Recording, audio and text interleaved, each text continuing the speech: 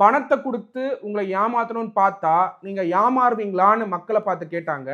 மக்கள் சொன்னாங்க கிடையாதுன்னு. அதுதான். ஏன்னா இன்னைக்கு பணத்தை கொடுத்து எப்படியாவது ஓட்டு வாங்கலாமா அப்படின்னு நினைக்கக்கூடிய தீய சக்தி திமுகவை நீங்க வீட்டுக்கு அனுப்பணும்னா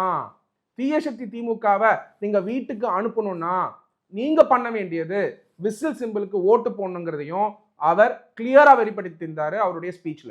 7வது இம்பார்ட்டன்ட் விஷயம் வெற்றி தலைவர் தளபதி விஜய் அவர்கள் என்ன சொன்னாருன்னா, எங்கள் ஓட்டு எங்கள் உரிமை, எங்களை யாராலையும் விலைக்கு வாங்க முடியாது அப்படிங்கிறத பிளட்ஜா எடுக்க சொன்னார். ரொம்ப ரொம்ப இம்பார்ட்டன்ட். நம்மளுடைய வெற்றி தலைவர் என்ன சொன்னாருன்னா, எங்கள் ஓட்டு எங்கள் உரிமை, எங்களை யாராலையும் விலைக்கு வாங்க முடியாது அப்படின்னு சொல்லி ஸ்பீச்ல சொல்லியிருந்தார். இது முக்கியமா நீங்க பார்க்கணும். ஏன்னா உங்களை வச்சுதான் தமிழ்நாடு அரசாங்கம், உங்க பேரை வச்சுதான் தமிழ்நாடு அரசாங்கம் 10 லட்சம் கோடி கடன் வாங்கி அந்த 10 லட்சம் கோடி கடன்ல இருந்து தான் கிட்டத்தட்ட 3 லட்சம் கோடி ஊழல் பண்ணியிருக்காங்க. இது நான் சொல்லல.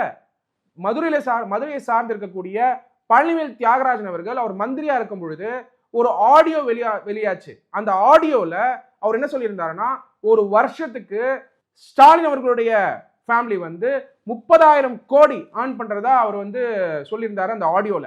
அப்போ ஒரு வருஷத்துக்கு 30,000 கோடினா 5 வருஷத்துக்கு எவ்வளோன்னு பாருங்க.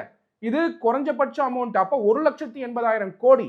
அப்போ அது மினிமம் அமௌண்ட்னு சொல்றாங்க. அப்போ அது 50,000 கோடியா இருக்கலாம், 60,000 கோடியா இருக்கலாம், 70,000 கோடியா இருக்கலாம். அப்ப கிட்டத்தட்ட 3 லட்சம் கோடி ஊழல் பண்ணியிருக்கக்கூடிய வாய்ப்புகள் இருக்கு.